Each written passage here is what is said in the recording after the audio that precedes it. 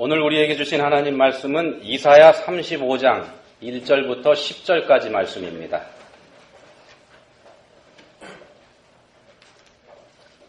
좀 길지만 뜻을 생각하시면서 또박또박 함께 읽으시겠습니다. 광야와 메마른 땅이 기뻐하며 사막이 백합화같이 피어 즐거워하며 무성하게 피어 기쁜 노래로 즐거워하며 레바논의 영광과 갈멜과 사론의 아름다움을 얻을 것이라. 그것들이 여호와의 영광 곧 우리 하나님의 아름다움을 보리로다. 너희는 약한 손을 강하게 하며 떨리는 무릎을 굳게 하며 겁내는 자들에게 이르기를 굳세어라 두려워하지 말라. 보라 너희 하나님이 오사 보복하시며 갚아주실 것이라. 하나님이 오사 너희를 구하시리라 하라. 그때에 맹인의 눈이 밝을 것이며 못 듣는 사람의 귀가 열릴 것이며 그때에 저는 자는 사슴같이 뛸 것이며 말 못하는 자의 혀는 노래하리니 이는 광야에서 물이 솟겠고 사막에서 시내가 흐를 것임이라. 뜨거운 사막이 변하여 못이 될 것이며 메마른 땅이 변하여 원천이 될 것이며 승냥이에 눕던 곳에 풀과 갈대와 부들이 날 것이며 거기에 대로가 있어 그 길을 거룩한 길이라 일컫는 바 되리니 깨끗하지 못한 자는 지나가지 못하겠고 오직 구속함을 입은 자들을 위하여 있게 될 것이라. 우매한 행위는 그 길로 다니지 못할 것이며 거기에는 사자가 없고 사나운 짐승이 그리로 올라가지 아니하므로 그것을 만나지 못하겠고 오직 구속함을 받은 자만 그리로 행할 것이며 여호와의 속량함을 받은 자들이 돌아오되 노래하며 시온에 이르러 그들의 머리 위에 영영한 희락을 띠고 기쁨과 즐거움을 얻으리니 슬픔과 탄식이 사라지리로다. 아멘. 육반구, 수반구 이런 말 아시죠? 육반구, 육지할 때 육지, 육자, 절반할 때 반자, 지구할 때 구자입니다. 육반구. 수반구는 물숫자를 쓰죠. 둥근 지구에 하나님께서 창조하신 지구가 둥글게 생겼지 않습니까? 이 둥근 지구를 어떤 쪽에서 바라보게 되면은 그쪽에서는 육지의 대부분, 지구상에 있는 육지의 대부분이 그쪽에 다 들어가 있습니다. 이걸 육반구 이렇게 얘기를 하죠. 수반구는 반대로 그쪽에서 보면은 육지는 거의 안 보이고 거의 물만 보입니다. 그게 수반구죠. 수반구 쪽에서 보는 지구는 90%가 물입니다. 바다로 돼 있죠. 10% 정도만 육지입니다. 그래서 이 수반구를 다른 말로 바다 해자를 써서 해반구 이렇게 말하기도 합니다. 근데 육반구 전체에서, 육반구에서 보시면은 이제 그 지구의 상에 있는 육지가 거의 다 그쪽에서 보인다고 말씀드렸잖아요. 근데 육반구 전체에서 육지가 차지하는 비율이 전체 면적의 47%라고 합니다. 절반이 채 안 되죠. 육지가 몰려있는 육반구라고 하더라도 실제로는 바다가 더 넓다는 그런 뜻입니다. 물론 수반구, 해반구 쪽에는 뭐 거의가 다 바다고요. 그렇다 그러면은 지구 표면에, 지구 전체 표면에서 육지가 차지하는 이 비율이 얼마나 될까? 이거 한번 계산해 보신 적 있으신가요? 대충 한 30% 정도입니다. 지구 표면의 30% 정도가 육지입니다. 70% 정도, 3분의 2 정도가 바다라는 말씀입니다. 그 얘기는 뭐냐 하면은 지구 표면의 3분의 2에는 사람이 발을 딛고 살 수 없는 곳이라는 말이 됩니다. 육지에서만 살 수밖에 없으니까는요. 그러면 지구 표면의 30%를 차지하는 육지, 지구 표면의 3분의 1 정도 됩니다. 요 육지 중에서 사람이 살 수 있는 땅, 사람이 살기에 적합한 땅, 실제로 사람이 살고 있는 땅 얼마나 될까 비율이. 남극 대륙 당연히 못 삽니다. 북극에 가까운 쪽 거기도 못 삽니다. 사람이 살기 적합하지 않습니다. 사막에서도 사람 살지 못합니다. 히말라야 같은 산악지대에서도 물론 사람 못 삽니다. 아마존 정글 같은데 자연 그대로 상태에서는 사람이 살기에 적합하지 않습니다. 그래서 전체 육지의 3분의 1 정도에서만 사람이 살 수 있다고 그럽니다. 지구 전체 면적으로는 지구 전체 면적의 3분의 1만 육지인데 그 육지에서도 3분의 1에만 사람이 살 수 있다는 얘기가 되니까 지구 전체 면적의 한 10% 내지 12% 정도, 10분의 1 정도에서만 사람이 살 수 있다는 계산이 나옵니다. 그렇게 살고 있습니다, 실제로. 그 안에 현재 지구상의 인구가 70억인데 70억이 그 안에 살고 있습니다. 답답하게 느껴지시죠, 갑자기? 이런 거 한번 상상해 보시면 어떨까 싶습니다. 지구 표면 전체가, 지금 말씀드렸는데, 지구 표면의 10%에서만 사람이 살 수 있다고 말씀드렸는데, 이것 전체가 사람이 발을 붙이고 살기에 아주 좋은 땅으로 다 덮여 있다. 그러면 어떻게 될지, 얼마나 좋을까요? 좋을까요? 골치 아플까요? 제 생각에는 어디 가서 살아야 될지 고민될 것 같은데, 너무 초이스가 많아서요. 여러분들은 어떨지 모르겠습니다. 본문 7절에 보시면은 이렇게 말씀합니다. 뜨거운 사막이 변하여 못이 될 것이며 메마른 땅이 변하여 원천이 될 것이며 승냥이에 눕던 곳에 풀과 갈대와 부들이 날 것이며, 이 아프리카의 사하라 사막, 중동에 있는 아라비아 사막, 이런 사막들에 연못이 생기고 여기가 숲으로 변한다. 이런 말이 됩니다. 이거 한번 상상해 보시기 바랍니다. 성경에 등장하는 이스라엘 근처의 광야, 사람이 살기에 적합하지도 않고 오히려 사람을 해치는 땅으로 그렇게 돼 있죠. 그런 땅이 유대 광야 같은 곳이 변해서 샘이 솟아나는 초원이 되는 거, 그런 거 본문에서 말씀합니다. 그런 거 한번 상상해 보시면 좋겠습니다. 이런 말씀 듣거나 본문 말씀 들으시면 에이, 그냥 그렇다는 말이지, 그거 뭐 실제로 그렇게 될까, 이렇게 생각하시는 분들 혹시 계실지 모르겠습니다. 근데 그렇다 그러면은요, 금방 제가 읽어드린 말씀이 본문 7절에 있는 말씀입니다. 바로 앞에 있는 5절, 6절 말씀이 이렇게 되어 있습니다. 그때에 맹인의 눈이 밝을 것이며 못 듣는 사람의 귀가 열릴 것이며 그때에 저는 자는 사슴같이 뛸 것이며 말 못하는 자의 혀는 노래하리니 이는 광야에서 물이 솟겠고 사막에서 시내가 흐를 것임이라. 나면서부터 앞을 보지 못하던 사람이 실로암 연못에 가서 보게 됐다는 거. 이거 요한복음 9장에 나오지 않습니까?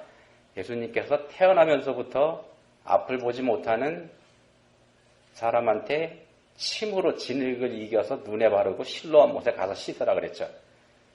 눈을 떴습니다. 요한복음 9장에 이 기사가 있습니다. 또 에바다. 우리 찬양을 인도하는 팀의 이름이 에바다입니다. 이 에바다 하고 예수님께서 외치셨을 때 귀먹고 말 더듬는 자의 귀가 열리고 혀가 맺힌 것이 곧 풀려서 말이 분명하여졌더라. 이렇게 마가복음 7장에서 말씀을 합니다. 그리고 사도행전 3장에서는 예루살렘 성전 미문 앞에서 구걸하던 나면서부터 걷지 못하던 사람, 이 사람이 벌떡 일어나서 걷게 된 사실을 증거하고, 출애굽기 17장에서는 모세가 광야에 있는 반석에서 물이 나오게 했다. 이런 기록이 있습니다. 이런 사실이 있었다는 걸 성경에서 증거하고 있습니다. 5절, 6절에 나와 있는, 본문 5절과 6절에 나와 있는 이 말씀이 실제로 일어났었다는 겁니다. 실제로 일어났었다고 성경에서 증거합니다. 그렇다 그러면은요, 5절, 6절 말씀하고 연결되어 있는 7절 말씀, 이 7절 말씀 또한 실제로 이루어질 거다. 이렇게 생각하는 거 뭐 문제 없지 않겠습니까? 물론 본문의 말씀을 그저 상징적인 말씀으로 우리가 이해할 수도 있겠습니다만, 한 문장 안에 있는 말씀 중에서 어떤 건 실제로 이루어지지만 어떤 건 상징적인 뜻이다. 그렇게 보는 것도 좀 부자연스럽지 않겠습니까? 그렇다 그러면은 본문에 나와 있는 말씀이 문자 그대로 이루어질 수도 있다는 겁니다. 우리가 이런 세상을 보게 될 겁니다. 그게 실제로 문자 그대로 그렇게 될지 아니면은 영적인 의미로일지 우리가 그거는 100% 장담은 못하겠지만은요, 이런 세상이 올 거라는 것만은 분명합니다. 오늘 말씀을 여러분 잘 들으시면서 본문에서 말씀하는 거룩한 길, 본문에서 말씀하는 거룩한 길을 여러분 모두가 함께 걸을 수 있다는 소망을 갖게 되시기를 예수님 이름으로 축원드립니다. 우리 모두가 이런 세상을 볼 수 있다는 말씀입니다. 말씀 들으시면서 확신을 가지시면 좋겠습니다. 본문 8절에서 이렇게 말씀합니다. 거기에 대로가 있어 그 길을 거룩한 길이라 일컫는 바 되리니 깨끗하지 못한 자는 지나가지 못하겠고 오직 구속함을 입은 자들을 위하여 있게 될 것이라. 우매한 행위는 그 길로 다니지 못할 것이며 8절 이렇게 말씀합니다. 여기에 거룩한 길이라는 말씀이 나오죠. 그 길을 거룩한 길이라 일컫는 바 되리니 오늘 말씀 제목을 여기서 가져왔습니다. 사막과 메마른 땅이 변하게 될 거고 거기에 대로가 놓일 거다 이렇게 말씀합니다. 사람이 지나다니기에 목숨 걸고 가야 되는 그 길에 대로가 뻥 뚫릴 거라는 겁니다. 이 길은 본문 10절에서 말씀하는 여호와의 속량함을 받은 자들이 돌아오는 길, 여호와의 속량함을 받은 사람들이 돌아오는 길입니다. 구원받은 사람들만 갈 수 있는 길이다 그런 뜻입니다. 8절과 9절에서 말씀하는 대로 오직 구속함을 입은 자들, 오직 구속함을 입은 자들만이 갈 수 있습니다. 그래서 이름이 거룩한 길입니다. 거룩하신 하나님의 백성이 된 거룩한 사람들, 그런 사람들입니다. 그러니까 거룩해지지 않은 사람, 본문에서 말씀하는 대로는 깨끗하지 못한 자, 갈 수 없습니다. 또 본문에서 우매한 사람 이렇게 나오는데 우매한 사람, 쉬운 말로 어리석은 사람, 갈 수 없습니다. 깨끗하지 못하거나 어리석은 사람, 이런 세상 볼 수 없습니다. 이게 문제입니다. 근데 이 말이 목욕을 하지 않은 사람이거나 머리가 나쁜 사람, 그런 사람이 이 세상 보지 못한다, 이런 말 당연히 아니지 않겠습니까? 성경에서 이렇게 말씀합니다. 에베소 5장 17절에 보시면은 그러므로 어리석은 자가 되지 말고 오직 주의 뜻이 무엇인가 이해하라 이렇게 말씀을 하고요. 디도서 3장 3절에서는 우리도 전에는 어리석은 자요 순종하지 아니하는 자요 속은 자요 이런 말씀이 나옵니다. 그래서 이 두 말씀 비추어 보면은 어리석은 사람이란 머리 나쁜 사람이 아니고요. 하나님 뜻을 알지 못하는 사람, 이걸 말합니다. 성경에서 어리석은 사람은 하나님 뜻을 알지 못하는 사람을 뜻합니다. 반대로 하나님 뜻을 아는 사람, 지혜로운 사람입니다. 깨끗한 사람도 있죠. 깨끗한 사람은 요한 1장 7절에 보시면은 이렇게 말씀합니다. 그 아들 예수의 피가 우리를 모든 죄에서 깨끗하게 하실 것이요. 이렇게 말씀하고 있습니다. 그래서 하나님을 알고 하나님께서 보내신 예수님을 그리스도로 알고 믿는 사람들, 이 사람들이 깨끗한 사람, 지혜로운 사람 이렇게 됩니다. 예수님을 믿는 여러분들이 바로 지혜롭고 깨끗한 분들이다 이런 말이 됩니다. 다른 말로 바꿔서 말씀드리면은 거룩한 사람들입니다. 예수님 믿고 하나님 아는 사람들, 여러분들이 바로 거룩한 사람들입니다. 거룩한 사람이라야만 거룩한 길을 갈 수 있습니다. 당연한 얘기겠죠. 거룩하다 이 말을요, 신학적인 의미로 보면은, 원어적인 의미로 보면은 구별되었다, 구분되었다 이런 뜻입니다. 하나님을 믿지 않는 세상 사람들하고 다르게 하나님을 믿는 사람들은 구별된 사람, 즉 거룩한 사람들입니다. 세상과 분리되었다는 뜻입니다. 왜냐하면 죄된 세상과 분리돼서 죄된 세상하고 분리돼서 거룩하신 하나님 편에 선 사람이기 때문에 그렇습니다. 죄된 세상은 여기 있는데 여기서 분리돼서 하나님, 거룩하신 하나님 편에 선 사람, 이게 거룩한 사람입니다. 거룩하신 하나님 편에 서 있기 때문에 그렇습니다. 이렇게 거룩하신 분하고 하나가 됐기 때문에 거룩해질 수 있다는 겁니다. 원래 거룩해진 게 아니고요. 원래 우리가 거룩하기 때문에 거룩한 하나님 편을 이렇게 구분한 게 아니고 거룩한 하나님 편에 우리가 서게 됐기 때문에 거룩해졌다는 겁니다. 마치 뭐하고 같은가 하면요. 한국인 부모에게서 태어났기 때문에 한국 사람 되는 거하고 똑같습니다. 다른 이유 없지 않습니까? 똑똑해서 한국 사람 시켜주고 그런 거 아니지 않습니까? 어떤 능력이 있기 때문에 그렇게 된 거 아니라는 말씀입니다. 그 거룩한 백성을 본문에서는 구속함을 얻은 자, 속량함을 받은 자 이렇게 표현을 합니다. 구속함을 얻은 자, 속량함을 받은 자. 이 두 가지 말이 뜻하는 게 모두가요. 이 말 뜻에는 몸값을 지불하고 풀어주다 이런 뜻이 들어가 있습니다. 몸값을 지불하고 풀어주다. 거룩한 백성이 된 사람 스스로 어떤 능력이 있거나 해서 거룩해진 게 아니라 하나님께서 값을 치르고 그 사람을 죄의 노예에서 풀어주셨다는 겁니다. 하나님께서 값을 치르고 죄의 노예에서 풀어서 이쪽으로 옮겨주셨기 때문에 거룩해졌다는 겁니다.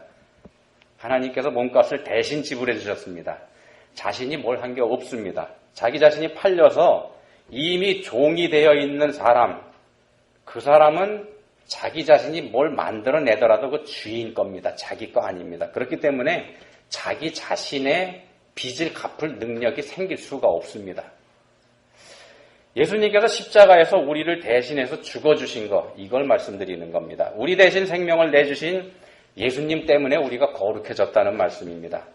전혀 거룩하지 않은 우리가 거룩해진 거, 이건 거룩하신 하나님께서 우리를 택하시고 부르셔서 하나님의 백성으로 삼아주셨기 때문입니다. 우리는 그저 그 택하시고 불러주신 그것에 순종한 것밖에 없습니다. 우리가 한 거는 그거 하나입니다. 우리가 구원받는 건 전적으로 하나님의 은혜로 되는 일입니다. 우리가 잘나서 되는 거 절대 아닙니다. 예를 하나 들어드릴게요. 사람은 무엇으로 사는가라는 데 나오는 얘기인데 왕이 된 어떤 남자가 있습니다. 어떤 남자가 왕이 됐습니다. 거울을 보고 있는데 거울을 보고 있으니까는 자신하고 똑같이 생긴 사람이 그 거울 속에 있을 거지 않습니까? 거울 속에 자신하고 똑같이 생긴 남자가 있습니다. 갑자기 그 거울 속에 그 남자가 질문을 하더랍니다. 당신 어떻게 왕이 됐어? 왕이 대답하면 그건 내가 남보다 잘났고 내가 남보다 능력이 있고 내가 남보다 똑똑하기 때문에 내가 왕이 됐지. 이렇게 자신 있게 대답을 했습니다. 이 말을 들은 거울 속 남자가 다시 질문합니다. 이 세상에서 당신보다 능력 있고 당신보다 잘난 사람 얼마나 많은지 당신 아나? 거울 속의 남자가 계속해서 질문합니다. 당신 어떻게 돼서 왕이 됐어? 왕이 움찔하죠. 망설이다가 대답을 합니다. 그거 솔직히 얘기하면은 우리 마누라가 능력이 많아서 왕이 됐지 뭐. 거울 속의 남자가 대답을 하더랍니다. 이 세상에 당신 마누라보다 더 뛰어난 여자가 얼마나 많은지 당신 아나? 거울 속의 남자가 계속 질문을 합니다. 당신 어떻게 왕이 됐어? 이렇게 되니까 왕이 곤혹스럽습니다. 궁색한 변명을 늘어놓지만은 안 통합니다. 진땀이 바작바작 납니다. 그래도 거울 속의 남자가 계속 질문을 합니다. 당신 어떻게 해서 왕이 됐어? 결국에 이 왕이 솔직하게 말합니다. 제가 뭐 자랑할 게 있나요? 그냥 하늘의 은총으로 된 거죠, 뭐. 이 솔직하게 얘기하니까 그때야 비로소 거울 속의 남자가 질문을 그치더랍니다. 물론 지어낸 얘기입니다. 지어낸 얘기 들으시니까 좀 썰렁하시죠? 그렇지만 지어낸 얘기입니다만 생각해볼 여지가 있는 얘기라서 소개해드렸습니다. 하나님께서 허락하시지 않는 한 우리의 삶 한 발짝도 나갈 수 없습니다. 본문의 거룩한 길, 이 길도 하나님께서 놓으신 길이고 그 길을 갈 수 있는 거룩한 사람도 하나님께서 허락하신 사람들입니다. 하나님의 은혜로 예수 그리스도 십자가 보혈의 은혜로 구원받은 사람들이라는 겁니다. 거룩한 백성이 된 것에 자신의 공로가 없다는 겁니다. 하나님의 택하심과 부르심, 여기에 우리가 응답하긴 했습니다. 응답하긴 했지만 우리가 그걸 믿음이라고 부릅니다. 믿음이라고 우리가 부르긴 합니다만 하나님의 은혜가 없이는 우리에게 믿음도 없다는 겁니다. 내세울 게 하나도 없습니다. 이번에는 지어낸 얘기 아니고 실제 얘기 하나 해드리겠습니다. 1800년대 후반에 살았던 사람인데 여러분 아시는 사람일 겁니다. 프랑스 사람 모파상이라고 하는 사람 있죠. 유명한 작가죠. 비갯덩어리 여자의 일생, 이 책을 쓴 사람입니다. 이 사람이 신학교에 다니다가 퇴학을 당했습니다. 방탕한 삶을 살았기 때문에 그랬습니다. 신학교에서 쫓겨나고 하나님하고 결별했습니다. 하나님하고 완전히 헤어졌습니다. 신학교에 들어갈 때는 예수님이 자신의 삶의 주인이었지만 이제는 내가 내 삶의 주인이다. 이렇게 선언하고 세상 삶을 살기 시작합니다. 재능과 뜻이 있었던 문학에 뛰어듭니다. 10년 만에 크게 성공을 했습니다. 엄청 유명해졌습니다. 외설적인 내용 때문에 이 모파상이라는 사람을 되게 싫어했던 톨스토이, 유명한 작가죠. 이 톨스토이마저도 여자의 일생이라는 책이 발표된 이후에는 결국 그를 인정하고 맙니다. 그만큼 재능이 있으니까는요. 이렇게 되니까 모든 사람들이 그를 존경하게 됐습니다. 돈을 많이 벌어서 지중해에 개인 요트를 띄웠고 노르망디에는 커다란 저택도 소유했습니다. 아내와 애인을 수시로 바꿔가면서 재미있게 살았습니다. 이 사람한테 얽힌 재밌는 얘기도 하나 있습니다. 굉장히 유명해졌습니다. 모파상이라는 사람이. 근데 이 당시에 파리에 에펠탑을 세우고 있었다고 합니다. 이 사람 나서서 반대했습니다. 저거 세우지 말라고. 탑이 파리의 풍경을 해치니까 저거 절대로 세우면 안 된다고 이렇게 주장을 했습니다. 유명한 사람이 하니까는 뭐 논란이 좀 있겠죠. 왜 그렇게 주장을 했냐? 내 마음에 들지 않는다는 겁니다. 근데 정작 에펠탑이 완성이 된 후에 에펠탑에 있는 식당을 찾아가서 이 사람이 식사를 하더랍니다. 사람들이 좀 궁금하죠. 저 사람이 왜 그럴까? 에펠탑을 반대하는 사람이 거기 찾아와서 식사를 하니까 물어봤습니다. 어떻게 되신 일이냐고 그랬더니 이 사람 뭐라고 대답을 했는가 하면은요. 여기가 파리에서 에펠탑이 보이지 않는 유일한 곳이니까. 어떤 생각 드십니까? 뭐 교만, 억지 뭐 이런 단어가 생각나지 않으시나요? 결국 그의 방탕한 생활이 매독이라는 병을 이 사람에게 가지고 왔습니다. 당시로서는 불치병입니다. 이 병으로 신경이 손상되고 이제 뇌가 손상되기 시작을 합니다. 신경증 병세를 보이기 시작하는데 시간이 지나면서 뇌도 손상이 되고요. 이 때문에 이 사람의 후기 작품에서는 환상적인 요소가 많아집니다. 이상한 것 이렇게 작품에 그런 게 많이 나온다는 겁니다. 나중에는요, 이 사람이 자기 자신의 오줌을 가지고 성수다 이렇게 얘기합니다. 그렇게 주장하기도 합니다. 이상해졌죠. 42세가 되던 해 새해 벽두에 자살을 시도합니다. 그리고 그 이듬해에 결국 정신병원에서 사망하고 맙니다. 이 모파상이라는 사람의 묘비에 써있는 말이 그가 말년에 수없이 되뇌이고 중얼거리던 그런 말이 그 말이 거기 써있는데 뭐라고 써있는가 하면요. 나는 모든 것을 소유하고자 했지만 결국 아무것도 갖지 못했다. 모든 걸 소유하기 원했지만 아무것도 갖지 못했다. 자신의 삶의 주인이 하나님이라는 사실을 인정하기를 거부한 사람의 말로가 이렇게 됐습니다. 본문에서 말씀하는 우매한 사람에 해당된다고 할 수 있습니다.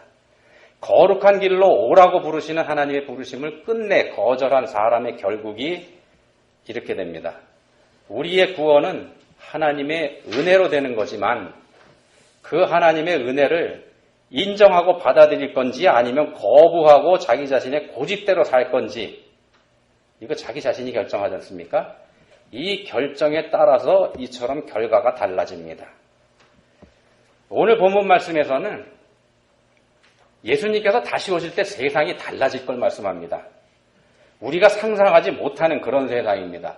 바짝 말라버려서 풀조차 자라지 못하는 뜨거운 광야에 물이 솟아나는 샘의 근원이 생길 거고 사막에는 시내가 흐를 거다. 이런 말씀으로 그 달라지는 세상을 표현합니다.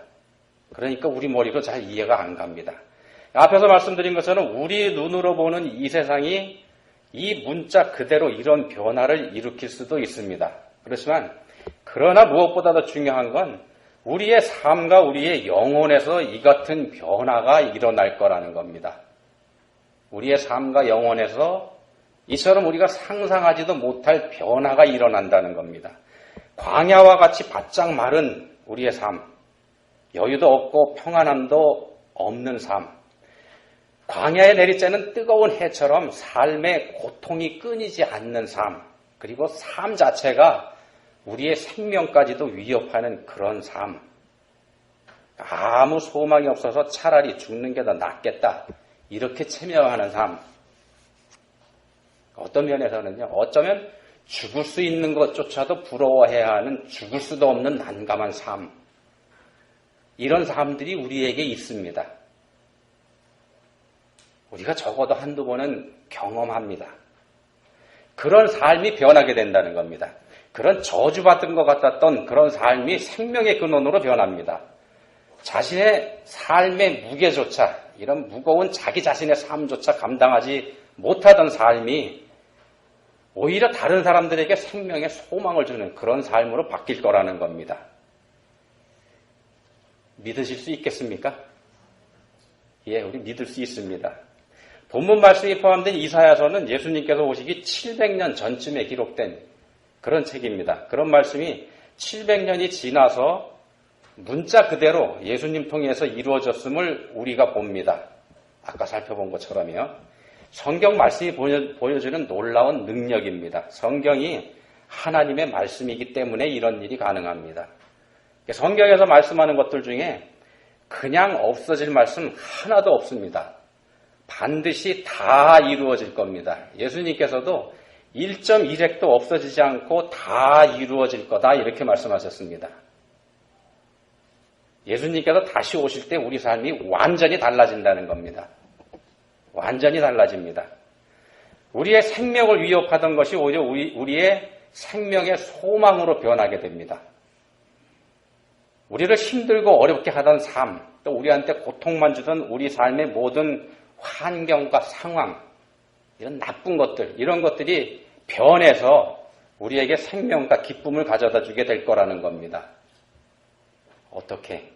우리가 거룩한 길에 설 때 이런 일이 우리한테 보장이 됩니다. 보장됩니다. 하나님께서 인도하시는 거룩한 길에서 거룩하신 하나님께서 택하고 불러주신 거룩한 백성으로서 살아갈 때 우리가 이런 경험을 하게 된다는 겁니다. 이 자리에 있는 우리 모두가 이런 세상에서 함께 할 수 있게 되기를 예수 그리스도 우리 주님의 이름으로 축원드립니다. 하나님 아버지, 저희들은 이 세상 삶의 무게 때문에 넘어지고 좌절합니다. 때로는 모든 것을 포기하는 게 더 낫겠다는 유혹을 받기도 합니다. 그렇지만 그런 저희들에게 커다란 소망이 있음을 알게 해주셨습니다. 예수님께서 다시 오실 때 저희가 거룩한 길에 서게 됨을 알게 해주셨습니다. 이제는 거룩하신 하나님의 거룩한 백성으로서 소망이 넘치는 삶을 저희가 살 수 있기 원합니다. 저희가 이런 믿음 가질 수 있도록 도와주십시오. 예수님 이름으로 기도합니다. 아멘.